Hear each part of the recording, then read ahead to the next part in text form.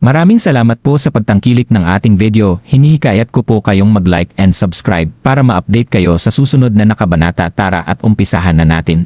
Noong una niyang makita ang mural sa Divine Tomb, nalaman ni Geralt na naging inspirasyon ng matandang pulubi ang babaeng nakaputi na ihiwalay ang kabaong ng deity. Gayunpaman, walang nakakaalam kung nasaan ang libingan ng babaeng nakaputi. Naisip ni Geralt na may connection doon ang babaeng nakaputi dahil binanggit ito ni Alice. Dinala ba ang babaeng nakaputi sa kabaong sa Southern Sea pagkatapos ng kanilang paghihiwalay? Nakalibing ba ito sa libingan ng Hari ng Karagatan? Saan matatagpuan ang libingan ng Hari ng Karagatan? Tanong ni Geralt matapos itong pag-isipan ng saglit. Bilang tugon, sinabi sa kanya ni Alice ang lahat ng nalalaman niya. Binigay ni Geralt ang buong atensyon niya sa lahat ng sinabi nito. Kung tutuusin, naramdaman niyang kailangan niyang pumunta doon para imbestigahan ito ng sarili niya. Base sa lahat ng natutunan niya, ang babaeng nakaputi ay posibleng mailibing sa loob ng libingan ng Hari ng Karagatan. Natandaan ni Geralt na sinabi ni Lyra na nakita niya ang babaeng nakaputi na nakatayo sa tabi ng ilog sa loob ng kagubatan na puno ng miasma, ngunit sinabi rin ng babae na hindi siya sigurado kung ilog ba iyon o karagatan. Higit pa doon, pinapahiwatig ng imahe ng araw na ang mga Jedi Charm ang pangunahing clue sa paghahanap ng libingan ng babaeng nakaputi. Batay sa kasalukuyang mga pangyayari, masasabi ni Geralt na malaking lead ang ibinigay ng imahe sa pagkakataon na ito. Kasunod nito, ipinaalam niya kay Daryl ang lahat ng natutunan niya. Nagulat na si Daryl nang malaman niya ito, at hindi niya napigilang sumagot. Pinaplano mo bang hanapin ang libingan ng Hari ng Karagatan? Magaganap in less than 3 months ang Pledge of the Holy Water.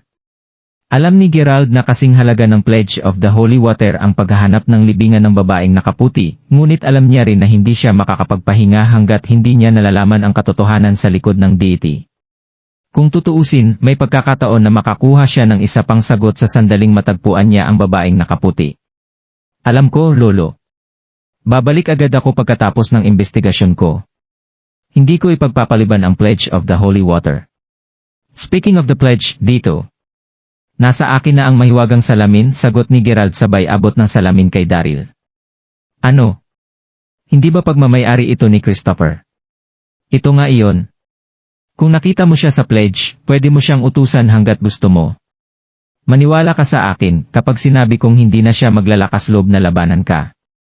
Nanlaki ang mga mata ni Daryl nang marinig niya iyon. Geralt, ikaw. Nang makita ni Geralt ang hindi makapaniwalang itsura ng kanyang lolo, sinabi niya kay Daryl ang lahat ng nangyari noong siya ay nasa disyerto pa. Ano? Mas malakas ka na ngayon sa Realm of Legends, Apo. Totoo ba yan? Sagot ni Daryl nang maramdaman niyang napuno ng kaligayahan ang kanyang puso habang maingat niyang tinatapik ang mga balikat ni Geralt ng buong pagmamalaki. Kinabukasan, naghanda agad si Geralt na umalis upang hanapin ang libingan ng Hari ng Karagatan. Bago siya umalis, pinanood niyang nilayo ang kanyang lolo ang lahat ng mga tao mula sa Soul Palace. Siniguro rin ni Geralt na nananatiling nakaantabay ang lahat ng mga miyembro ng Crawford Family Headquarters. Kung tutuusin, wala nang dahilan para hindi niya tanggapin ang tulong mula sa kanyang pamilya lalo na ngayon sa kanyang sitwasyon. Nang matapos iyon, tumungo siya sa isang lugar na tinatawag na Halimark City at makikita ito sa isang baybayin na matatagpuan sa Plimsend Bay. Gabi na nang lumabas sa barko si Geralt. Pagkababa niya, nakita niya ang ilang passenger ships nakatali sa daungan. Mukhang marami ang mga turista na makikita dito at karamihan sa mga ito ay binubuo ng mga mag-asawa at ilang grupo ng 3. Tiningnan niya ang malawak na karagatan at kinusot-kusot ni Geralt ang kanyang mga mata habang umiihip ang simoy ng dagat sa kanyang mukha. Makikita ang isang lugar na tinatawag na Boundless Depths. Ayon sa mga mural, inihiwalay ng matandang pulubi ang babaeng nakaputi sa deity bago niya ito inilibing sa lugar na iyon. Bakit napakasama ng pulubi na iyon? Masyado siyang malayo sa deity kung doon talaga siya nakalibing. Malalim ang iniisip ni Geralt habang nakatingin siya sa dalampasigan nang bigla niyang narinig na may isang tao na sumigaw sa kanyang harapan. Geralt. Tumingala siya at nakita niyang may dumating na babae kasama ang grupo ng mga turista na kasalukuyang nakatayo sa harapan niya. Nabigla si Geralt na alam ng babaeng ang kanyang pangalan, sinantabi niya muna ang kanyang kasalukuyang saloobin habang nakatingin sa babae. Ang itsura ng babae ay ang karaniwang isang city girl, nakasuot siya ng sunglases, at sunhat at napaka-youthful ng kanyang pananamit. Naisip ni Geralt na medyo pamilyar siya, ngunit napansin niya rin na medyo kakaiba siya. Sino ka? Haha! Ako ito, Yasmin. Yasmin Linford. Mas nauna lang ako sa'yo ng 1 taon. Huwag mong sabihin sa akin na nakalimutan mo na ako, sabi ng matangkad at mapayat na babae habang nakangiti siya. Pagkatapos nito ay tinanggal niya ang kanyang sunglases at pinakita nito ang kanyang malit at kaakit-akit na mukha. Tinandaan ni Gerald kung sino siya bago siya sumagot, ikaw pala yan, Yasmin. Natandaan ni Gerald na sophomore si Yasmin nang magsimula siyang mag-aral sa Mayberry University. Sa kalaunan, naging president ng Student Union ng University ang babae. Dahil mahirap siya noon, kailangan niyang magtrabaho ng part-time at maging matipid kaya madalas silang nagkikita. Dahil doon, naging pamilyar siya ng kaunti sa pagkatao ng babae. Dahil nakasuot siya ng sunglasses kanina at medyo exquisite ang makyop niya kumpara sa kadalasan niyang sinusuot noon, hindi agad napansin ni Gerald na si Yasmin yon sa unang tingin. Habang tinitingnan ni Gerald ang babae, naramdaman niya na lumaki ito para maging isang malakas at malayang babae. Makikita na social butterfly rin siya. Ganito na ang ugali niya noon pa man. Kung tutuusin, karaniwan para sa mga mag-aaral sa Mayberry University na makipag-date sa ibang mga mag-aaral doon, ngunit iba ito pagdating kay Yasmin. Nakipag-date siya noon sa isang divorce na presidente ng isa sa mga kumpanya sa Mayberry. Dahil sa kanilang relasyon, naghanda ng fireworks ang president sa bawat sulok ng universidad sa karawan ni Yasmin. Nang gabing iyon, ang buong universidad ay naiilawan ng magagandang fireworks at ito ang dahilan para humanga at mainggit sa kanya ang ibang mga babae. Gayunpaman, hindi iyon ang pinakanaalala ni Gerald sa nakaraang insidente. Ang pinakanaalala niya sa pangyayaring iyon ay noong sinabihan siya ni Yasmin na linisin ang lahat ng mga dumi mula sa paputok sa paligid ng university para sa halagang $15. Malaki na ang halagang iyon para sa kanya noon. Nang makuha na niya ang pera, agad niyang nilibre si Xavier Sakfi. Naalala pa niya na nagdagdag pa siya ng $7 para maging mas engrande ang kanilang mga kinakain. Iyon lamang ang natandaan niya na naging interaksyon nila ni Yasmin noon. Kung tutuusin, bakit siya kakaibiganin ng isang tao na tulad ni Gerald? Iyon ang dahilan kung bakit medyo nagulat siya na binati siya ng babaeng ito kanina. Paano ka napunta sa Halimark City, Yasmin? Tanong ni Gerald habang nakatingin sa mga tao na nakasuot ng mga upper-class clothing na nakatayo sa likuran niya. Umangat ang ekonomiya ng lungsod na ito dahil sa lahat ng mga likas na geographical features at natural advantages nito. Ang Chamber of Commerce ko ay may mga function dito sa mga susunod na araw. Ako at ang aking mga business partners ay pumunta dito para maghanap ng ilang libangan. Nagtatag nga pala ako ng cosmetic company. Haha, sagot ni Yasmin nakangiti habang hinihimas ang buhok. Nakakahanga ka naman, sabi ni Gerald habang pinagmamasdan ang mga business partners na naglalakad papunta sa kanila. Ang isa sa mga ito ay isang middle-aged na lalaki na may malapit na relasyon kay Yasmin. Nakakunot ang ng lalaki nang magtanong ito, sino ito, Yasmin? Oh, siya. Junior ko siya sa university. Hindi ba nabanggit ko na siya sa'yo? Ang mahirap na estudyante na tinutukoy ko habang nag-aaral ako doon. Siya yun. Alam mo, halos hindi niya kayang bayaran ang kanyang mga pagkain noon. Naaalala ko rin na tagpi-tagpi ang mga damit niya, dahil karamihan sa kanyang kinikita ay mula sa kanyang part-time jobs at sa pagiging runner ng ibang tao, pinapanggastos niya ito sa kanyang living expenses o sa kanyang tuition fee. Wala siyang natitirang pera para sa ibang bagay, sigaw ni Yasmin nang hindi humihinto para huminga. Nanlaki ang mga mata ng kanyang mga kasama habang patuloy silang nakikinig sa kanya. Paano nakakayanan ng isang mahirap na tao na mabuhay sa ganoong paraan, sabi ng isa sa kanila habang ang iba naman ay nagpapalitan ng tingin na parehong gulat at nadidismaya nang marinig nila ang storya na iyon. Grabe, di ba? Pero hindi iyon ang pinaka nakakagulat sa lahat. Ang hirap niya pero nagkaroon pa rin siya ng girlfriend. Habang gulat na gulat ang lahat, lumingon si Yasmin kay Gerald na kanina patahimik. Nang makita kung gaano kalmado ang itsura niya, napagtanto ni Yasmin na masyadong marami na ang nasabi niya. Awkward nang umiti si Yasmin bago niya dinagdag, pero masasabi ko na tadhana ang pagkikita natin ngayon.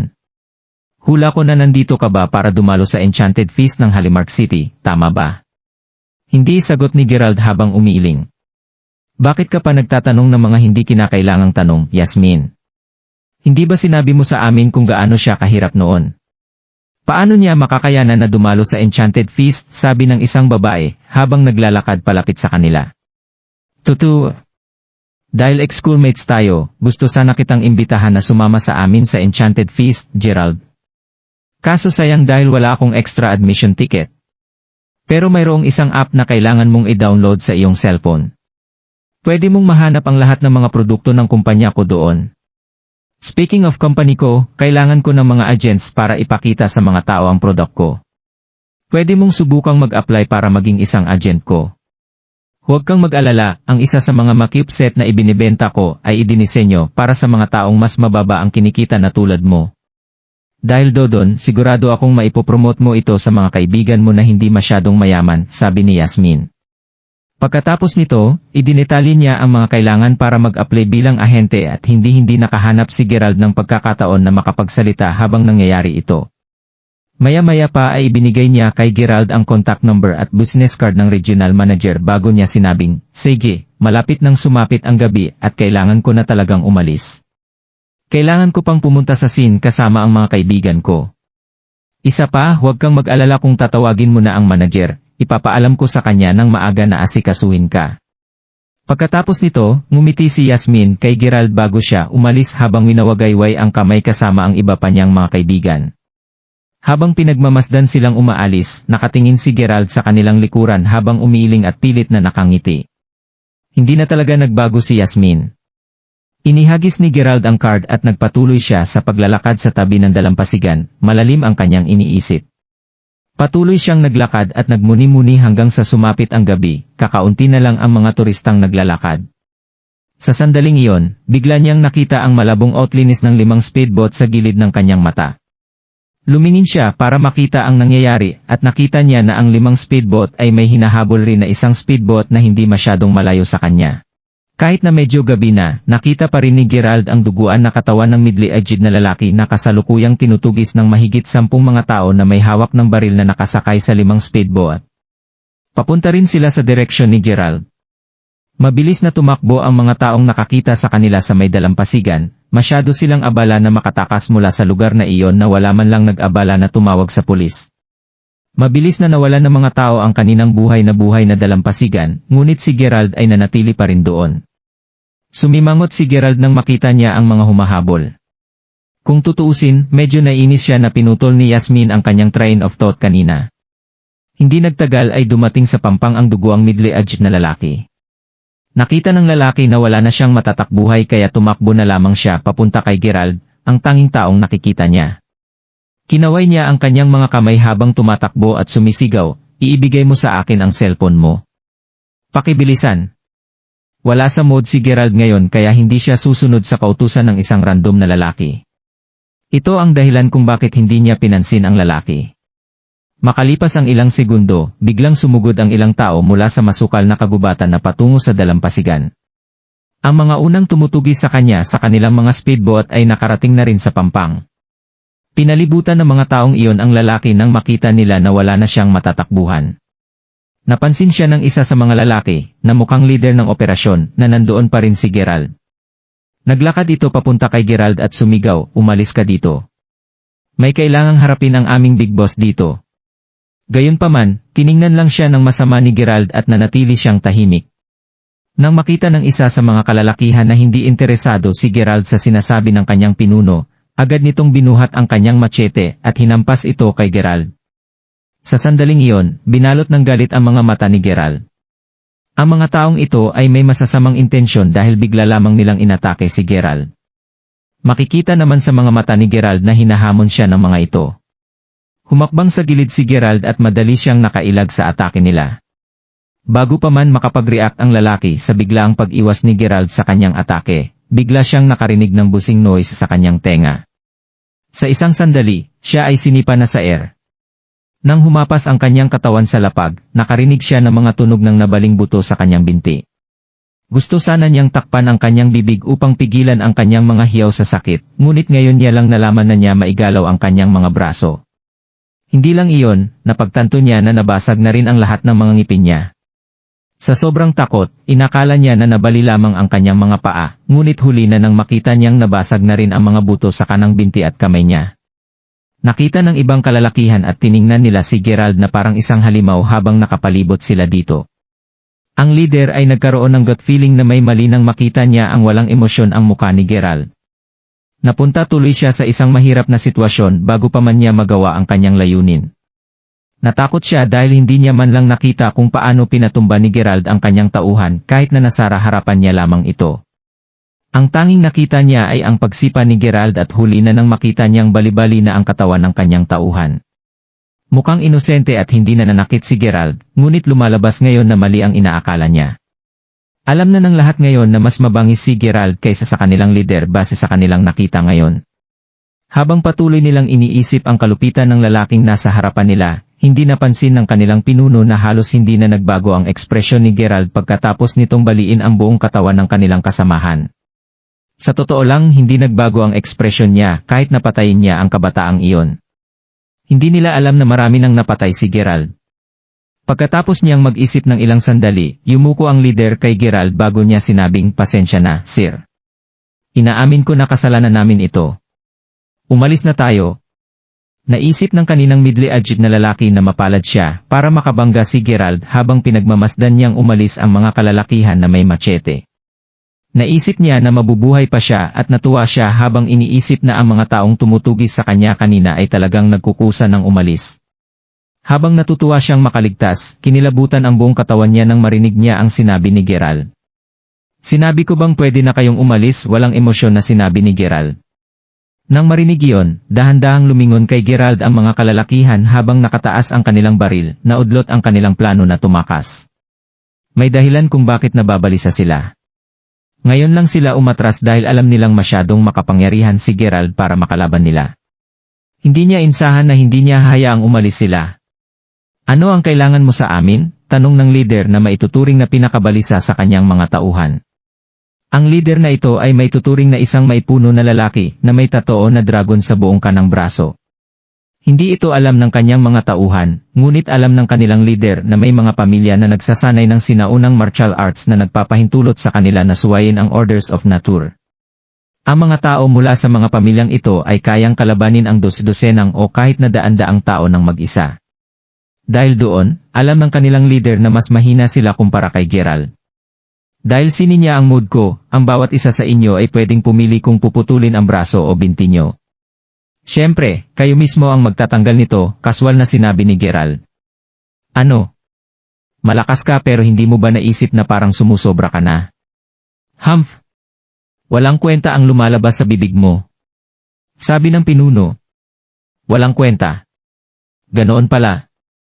Bago pa man matapos ni Gerald ang kanyang pangungusap, napansin ng leader ang isang payat na lalaki na mukhang 20 years old ang edad na nakatayo sa likuran at pilit na pinuputol ang braso at maririnig ang malakas na crack habang ginagawa niya ito. "Anong ginagawa mo?" sigaw ng leader nang lumingon siya sa binata na tahimik pa rin hanggang ngayon. Makikita ang takot sa mga mata ng binata. Lubha siyang natakot sa kaninang eksena at sa mga mata ni Gerald na handang pumatay. Ito ay ang tingin ng isang tao na marami nang pinatay sa kanyang buong buhay. Kung hindi pa yon sapat, ang kanyang aura ay napuno din ng layuning pumatay. Ang iba naman ay napuno ng takot habang nakatitig si Gerald sa kaninang binata at sinabi, "Mukhang may utak ka. Tumabi ka. Para sa iba sa inyo, kailangan niyang baliin ang dalawang parte ng katawan niyo." Gayunpaman, naputol muli ang pangungusap ni Gerald nang sumugod sa kanya ang pinuno ng grupo habang nakatutok ang baril nito sa kanya. Nang makita iyon, lahat ng iba pa niyang tauhan, maliban sa tumabi kanina, ay gumaya sa kanilang leader at tinutok ang mga armas nila kay Gerald. Kung nagustuhan mo ang mga ganitong video, huwag mong kalimutan mag-like and subscribe. Panoorin mo na rin ang mga naunang kabanata para lalong maubos ang oras mo.